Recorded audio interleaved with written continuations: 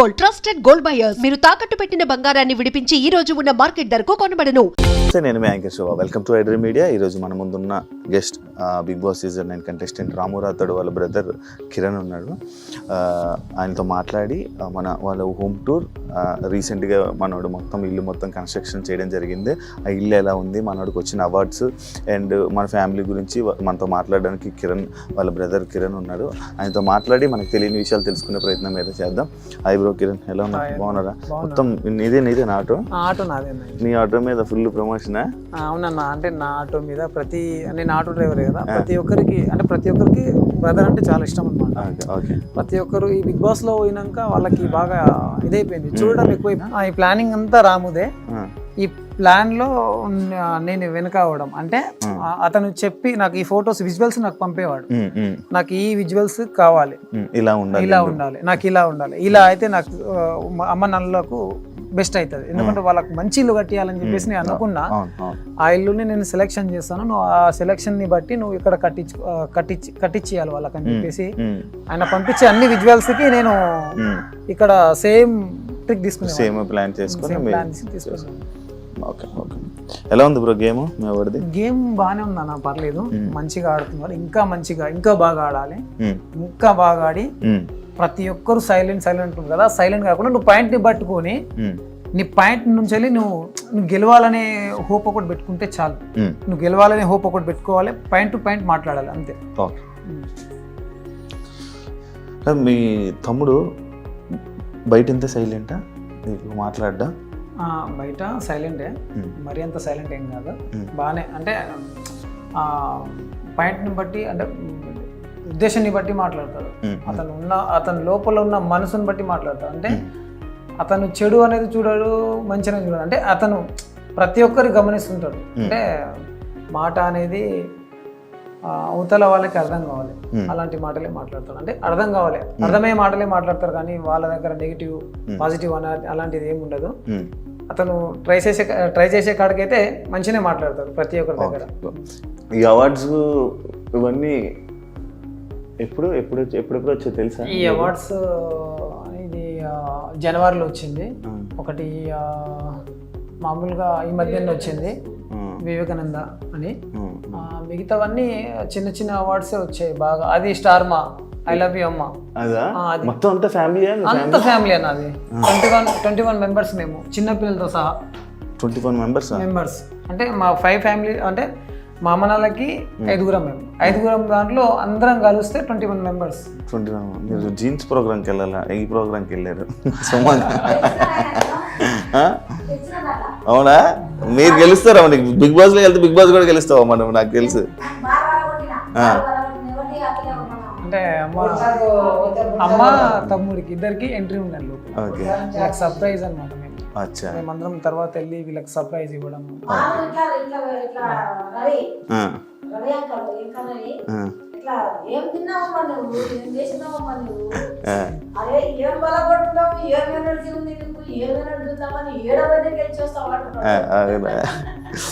బయట ఏమైనా గొడవలు ఏమైనా పడ్డా?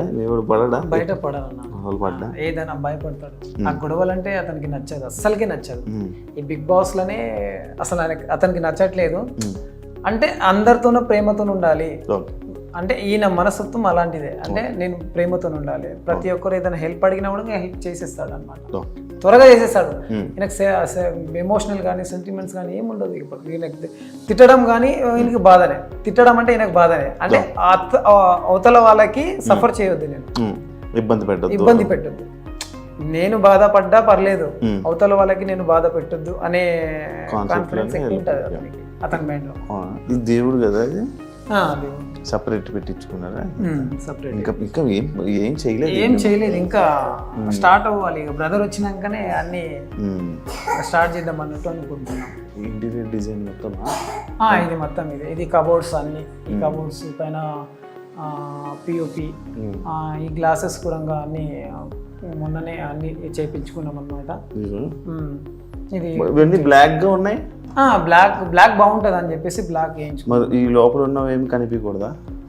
అంటే లైట్స్ వస్తాయి దీంట్లో, ఇవి లైట్లు లైట్లు వస్తాయి దీంట్లో. అచ్చా, లోపల లైట్ ఉండి లోపల ఉన్నవి రిఫ్లెక్ట్ అవుతాయి. Okay, 2 BHK 2 bedroom. 2 BHK 2 bedroom. అంటే రాముకి పెళ్ళి అయ్యాక అమ్మ నాన్న ఒక రూము అలాగా. ఓ నైస్. ఇంకా అయితే ఇంకేం పూర్తిగా బాగానే ఖర్చు పెట్టాడు. బాగానే ఖర్చు పెట్టాడు అన్న. మా అమ్మ నాన్న నచ్చిందంటే నాకు నచ్చినట్టే అన్నట్టు ఉంటుండే అన్న. 3 సార్లు కలర్లు వేయించి 3 సార్లు దీనికి. అంటే వీళ్ళకి నచ్చాలి. అమ్మ మీకు నచ్చిందా అంటే లేదు నాన్న అంత బాగాలేదంటే మళ్ళీ చేంజ్ చేసేది. అంటే ఈయన అన్ని లైట్స్ కలర్స్ బాగా ఇష్టపడతాడు, లైట్ గా బాగా ఇష్టపడతాడు. మీరు వేయించారా ఇవన్నీ? ఇవన్నీ నేనే. అతను అక్కడి నుంచి వెళ్ళి చెప్పడం నాకు ఈ అంటే ఆ కోడ్స్ ఉంటాయి, ఆ కోడ్స్ అయితే అతనికి ఏదైతే మంచిగా అనిపిస్తుందో, ఏదైతే బాగుంటుందో ఆ కోడ్స్ లైట్స్ కానీ దీనిలో మీడియం ఉంటుంది, అన్ని ఉంటుంది. అందులో లైట్స్ అంటే బాగా ఇష్టపడతాడు. బాగా పెట్టాడు, బాగా సెట్ చేశాడు. ఇది కూడా రాము రాథోడ్ సెలెక్షన్ తీసుకున్నాడా? అతను ఏ సెలెక్షన్ చేసినా ఫస్ట్ నేను ఏదైనా తీసుకోవాలనుకున్నా ఫస్ట్ అతనికి నేను విజువల్ పెడతాను, ఈ ఫొటోస్ పిక్స్ పెడతాను, ఇవి బాగుందా లేదా ఒకసారి చెక్ చేయాలి. ఇది నాకు నచ్చడం కానీ అమ్మ నాకు నచ్చడం కానీ సేమ్ ఉండాలి అన్నట్టు వీళ్ళకి కూడా చూపిస్తుంటే, వీళ్ళు కూడా మాట్లాడుతుండే బాగుంది పర్లేదు ఒకసారి రాము కూడా పంపి అతను కూడా చూస్తారు అన్నట్టు. అతను కూడా పంపిస్తే అతను ఓకే నాకు ఇది నచ్చింది, ఇది పెట్టేసేయండి అంతే. ఆ బుద్ధుంది కూడా మీకు చెప్పలేదు ఇంకా, అది బయట బుద్ధుడు అది మీకు చూపిస్తాను. అది కూడా బెడ్రూమ్. ఇది ఇంకొక 2 బెడ్రూమ్. అంటే ఇంకా మొత్తం సెట్ చేయలేదు. అది సెట్ చేయాలి ఇంకా అని. అదేంటి నాటకం ఎవరేసారు? అది మా డాడీ, నాన్నగారా? మా డాడీ చూడదు ఆర్టిస్టే. ఇది కూడా అంటే అప్పుడు కోలాటం అనేది బాగా ఇష్టం, చాలా ఇష్టం అది. దాంట్లో అలా అలా అలా అలా రాజుల నాటకాలు అలాంటివి ఉంటాయి కదా, విలేజ్ నాటకాలు ఉంటాయి, అది చాలా ఇష్టం డాడీకి. ఇప్పుడు లేదు, అప్పుడు చాలా ఉండే, ఇప్పుడు లేదు. ఇప్పుడు బుద్ధుడిది ఏంటి స్టోరీ? అది బుద్ధుడిది చూసాం ఆల్రెడీ, వీడియోస్ విజువల్ వచ్చిందా? విజువల్ వచ్చింది, లైట్స్ ఉన్నది వచ్చిందా? అది మామూలుగా మా ఫ్యామిలీకి ప్లేస్మెంట్. అది అంటే మా ఫ్యామిలీకి సైలెంట్, అంటే మేము ఇప్పుడు అమ్మ వాళ్ళు కొద్దిగా చిన్న గొడవలు పడుతుంటారు కదా, అలా కాకుండా అది తీసుకొచ్చి పెట్టింది సైలెన్స్ ఉండాలి. ఆ సైలెన్స్ కోసమే ఆ బుద్ధుడు పెట్టింది అక్కడ. అది ఎంత పడింది అంత మొత్తం సెట్? బాగానే 48 దాకా పడ్డాయి. Only glass 40. అంటే అతను చేయించుకున్నాడు ఇలా. అంటే మనం సైలెంట్, మనల్ని చూసి వేరే వాళ్ళు కూడా సైలెంట్ ఉంటారు, మనం కూడా వాళ్ళకి చూపి. ఇప్పుడు అదే పాటిస్తున్నాడు హౌస్ లో, అదే ఉన్నట్టుంది సైలెంట్. అంటే వైలెంట్ దానికి మాట్లాడాల్సిన అవసరం లేదు, ఎప్పుడు మాట్లాడాలో అప్పుడు మాట్లాడాలి అంతే. ఆయన పాయింట్స్ అదే. నా దాకా వస్తే నేను మాట్లాడగలుగుతాను, నా దాకా రాకుండా ఏదేదో మాట్లాడేసుకొని అది చేసుకొని నా మీదకి వస్తే నేనేం చెప్పలేను, నేనేం చేయలేను. ఈయన పాయింట్స్ ఏమైనా ఉంటే మాట్లాడగలుగుతాను. ఇప్పుడు మరి బిగ్ బాస్ హౌస్ లో చాలా మంది చాలా మాట్లాడుతున్నారు. అంటే మీ అమ్మ నాన్నగారు మన వాళ్ళు మంచిగా ప్రేమగా ముద్దుగా చూసుకొని ఉంటారు, మిమ్మల్ని మంచిగా చూసుకుంటారు. ఇప్పుడు హౌస్లో చాలామంది దగ్గర మాటలు పడ్డం కానీ లేకపోతే ఫుడ్ విషయంలో కానీ ఇలాంటివి కొన్ని ఇష్యూస్ అవుతున్నాయి కదా. మరి మీ అమ్మ నాన్న రియాక్షన్లు ఏంటి, ఏమంటున్నారు? అంటే జనాల రియాక్షన్లు ఏంటి, మీ ఫ్యామిలీ రియాక్షన్స్ ఏంటి? అంటే అమ్మ నాన్న రియాక్షన్ ఏంటంటే ఇది టాస్క్ కాదు అని అనుకున్నారు, అంటే ఇది రియాలిటీ షో అని అనుకుంటున్నారు. అయితే అక్కడ నాగార్జున పెట్టేది ఉల్టా సీదా, అంటే వీళ్ళని వాళ్ళ వల్ల వేయడం, వీళ్ళకి వల్ల వేయడం, అలాంటివి చేస్తుంటారు. అంటే వీళ్ళకి తెలియదు కదా, అదేదో ఎమోషనల్ లో మాట్లాడేస్తారు. ఇలా చేస్తారు ఏంది, మా అబ్బాయికి ఫుడ్ పెట్టట్లేదు, బట్టలు ఉతికిస్తున్నారు, అది ఇది అని చెప్పేసి చెప్తున్నారు. అంటే ఇది మేము కూడా చూస్తున్నాం కాబట్టి మాకు కూడా తెలుసు దీనిలో గేమ్ అని చెప్పేసి. ఈ గేమ్ ఎంత ఉన్నా కూడా మంచి ఆట నుంచే నడుస్తుంది, అంటే బాగానే నడుస్తుంది. ఒక ఈ సీజన్లోనే మంచిగా ఉంది. ఒక ఫస్ట్ సీజన్, దాని తర్వాత థర్డ్ సీజన్, దాని తర్వాత ఇది బాగుంది. ఇవన్నీ ఇప్పుడు నేను కంటిన్యూ చేస్తున్నా. అంటే బ్రదర్ అదే దానికన్నా ముందు కూడా నేను చూశాను అనమాట, శివాజీ గారిని కానీ వాళ్ళు చూశాను, వాళ్ళది కూడా నాకు బాగా అనిపించింది. దాని తర్వాత తమ్ముడు కదా వెళ్ళాడు కదా, అందుకే చూస్తున్నా నేను అంటే అవి చూస్తుంటే తమ్ముడు వెళ్ళాడు కాబట్టి చూస్తున్నా. ఎవరు నచ్చారు దీంట్లో? ఎవరికంటే వాళ్ళే ఫేవరెట్ అన్న, దీంట్లో ఎవరికంటే వాళ్ళే ఫేవరెట్. నీకు ఎవరు నచ్చలే? నాకైతే అందరూ ఆల్వేస్ సేమ్ అనుకుంటా నేను, ఎందుకంటే మా బ్రదర్ని ఎక్కువ అనుకోను, వాళ్ళని ఎక్కువ అనుకోను. ఎందుకంటే అందరూ కష్టపడి ఆ బిగ్ బాస్ హౌస్కి వెళ్ళారు కాబట్టి దాంట్లో వాళ్ళ టాలెంట్ చూపించుకొని వాళ్ళ గేమ్స్ టాస్క్ మంచిగా గెలిచి వచ్చేవారికి ఆల్ ది బెస్ట్ అని చెప్తున్నా. దాంట్లో మా తమ్ముడు కావడం ఇంకా నాకు ఇంకా హ్యాపీ. బయట ఎవరైనా ఫోటోలు దిగుతున్నారా నీతో కూడా? నాకు ఏం లేదన్నా, అంటే నేనంట ఆల్రెడీ నేను ఒక తమ్ముడి ఒక సెలబ్రిటీ వాళ్ళ అన్న అని చెప్పేసి నేను ఎక్కడ బయట చెప్పుకోలేను. నేను చెప్పినా కూడా రాము మా బ్రదర్ అని చెప్తాను. నా దగ్గర ఎవరు సెల్ఫీ నేను అడిగినా నేను ఇవ్వను, ఎందుకంటే నేను ఒక సెలబ్రిటీ కాదు కదా. ఎవరికి ఇవ్వాలో వాళ్ళకి రెస్పెక్ట్, వాళ్ళకి గౌరవం ఇవ్వాలి. నేను ఒక న్యాచురల్ మనిషిని కాబట్టి న్యాచురల్ గానే ఉంటా. మీ ఆటల్లో మీ రాము సాంగ్స్ ఏనా మొత్తం? చాలా అన్న, చాలా అడిగి మా రాము సాంగ్స్ ఫస్ట్ వచ్చినాయంటే ఫస్ట్ నేను ఖచ్చితంగా వింటా. నీకు ఎప్పుడు తెలిసింది అసలు ఫస్ట్ మన సాంగ్స్ చేస్తాడు? నీకు కూడా తెలియదా? నాకు అంటే మా ఫ్యామిలీకి అందరికి తెలియదు అసలు. ఇది చాలా ఏమంటారు అనవలంగా వచ్చేసి, అంటే అప్పుడే వచ్చేసింది అంటే అన్ఎక్స్పెక్టెడ్ గా వచ్చేసింది. అంటే కరోనా టైంలో వచ్చేసింది ఇది. కరోనా టైంలో ఏమైంది, టిక్ టాక్ అప్పుడు ఆ టిక్ టాక్ నడుస్తుంటే ఆ టిక్ టాక్ లో ఏదో డాన్స్ చేయడం కానీ ఇలాంటి అప్పుడు దాంట్లో బాగా ఫాలోవర్స్, బాగా బీభత్సమైన ఫాలోవర్స్ అతనికి. ఇప్పుడు డాన్స్ లోనే బాగా బీభత్సమైన ఫాలోవర్స్ టిక్ టాక్ లో. అలా ఆయన డాన్సులు అవి చేసుకుంటే అందరూ సాంగ్స్ పాడుతున్నారు కదా, మంచి మంచి ఫోక్ సింగర్లు ఉన్నారు. అప్పుడు ఎవరెవరు ఉన్నారు? రామన్న ఉన్నారు, రామ్ లక్ష్మణ్ అన్న ఉన్నారు, ఇంకెవరు ఉన్నారు? మా ఎస్టీ మా బంజారా దానిలో చిటాపట కరుణాకర్ ఉన్నారు, మంచి ఇంకెవరు బాలకృష్ణ అనే అబ్బాయి ఉండే.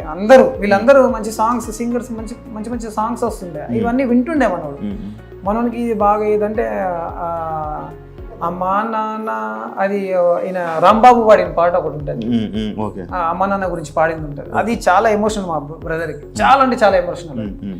ఆ సాంగ్ ఎప్పుడైతే విన్నాడో అప్పుడు అతనికి ఒక అవగాహన వచ్చిందా, అన్న రామమ్మని అంత మంచిగా పాడుతుంది కదా, నేను కూడా ఒకసారి ట్రై చేద్దాం అన్నట్టు మైక్స్ సెట్, చిన్న చిన్న టేప్ రికార్డ్స్ అవి తీసుకొచ్చి ఒక మైక్ టెస్ట్ అవి తీసుకొచ్చి పాడుతుండే. దానిలో పాడుతూ వినిపిస్తుండే.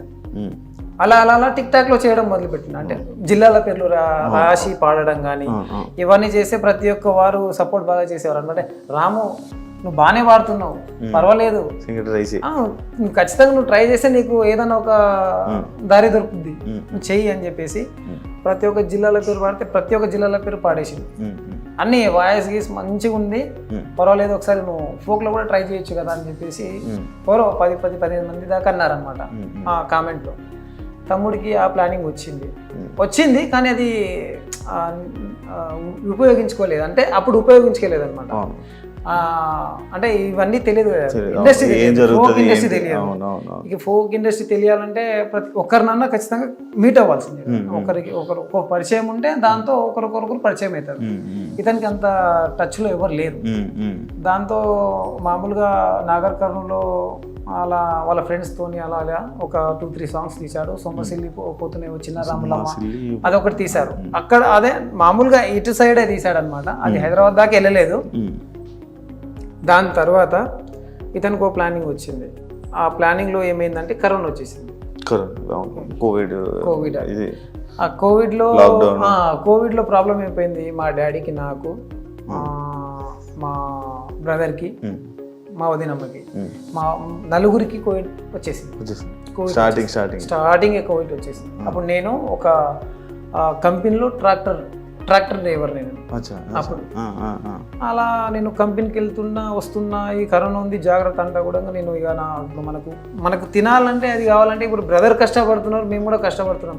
అప్పుడు బ్రదర్కి ఎంత అవగాహన లేదు. ఇంకోటి ఏంటంటే బ్రదర్కి బాగా అప్పుడు డబ్బులు అనేది ఎక్కువ రాలేదు. అది అంటే మామూలుగా స్టార్టింగ్ స్టేజ్ కదా, లేదు మేము కూడా అందరం హెల్ప్ చేసేవాళ్ళం. అలా మాకు కరోనా వచ్చేసింది. దాంతో బ్రదరు చాలా చాలా చాలా అంటే చాలా బాధపడ్డాడు అతను కూడా. మా అమ్మ మా బ్రదర్ ఇద్దరే మమ్మల్ని ఆ నెల వరకు చూసుకున్నది. మాకు ఫుడ్ కానీ ఏది కానీ వాళ్ళు శానిటైజర్ కానీ మాస్క్ కానీ ఇవన్నీ ధరించి మా దగ్గరకు వచ్చి మాకు ఇచ్చిపోయేవాళ్ళు. ఏదైనా ఫుడ్స్ ఉంటే ఎగ్స్ కానీ చికెన్స్ కానీ ఇవి తినండి, ఇవి తింటే మీకు తొందరగా తగ్గిపోతుంది, మీరేం బాధపడకండి అంటే అప్పుడే అతనికి అంత నా ఫ్యామిలీ నాకు దూరం అయిపోతారేమో అనే ఫీలింగ్స్ ఉండేవి అన్నమాట. అంటే మా ఫ్యామిలీ మాకు కావాలి, ఎప్పుడు ఫ్యామిలీ గురించి ఎక్కువ ఫ్యామిలీ గురించి అన్న, ఎప్పుడు ఫ్యామిలీ గురించి, ఫ్యామిలీ బాగున్నట్టే నేను బాగున్నట్టే అనేది బాగుంది. ఎప్పుడు ఫ్యామిలీ ఎక్కువ. అతను ఏదైనా ఒక్క రోజుల్లో మినిమం 4 టైం అమ్మ ఫోన్ చేస్తుంది. ఒక్క రోజులో తిన్నావా, ఏం చేస్తున్నావు, మిస్ అవుతున్నాడు కదా, ఏడుస్తున్నాడు. చాలా చాలా నువ్వు కూడా చూడలేదు ఎప్పుడు ఏడవడం? నేను ఎప్పుడు చూడలేదన్న, ఇదే ఫస్ట్ టైం అసలు ఎప్పుడు చూడలేదు, ఎప్పుడు ఇంతగా ఏడవలేదు ఎప్పుడు. అంటే ఆయన అంత ఏడిపించేంత పనులు కూడా మేము ఇంతవరకు ఏం చేయలేదు అన్నమాట.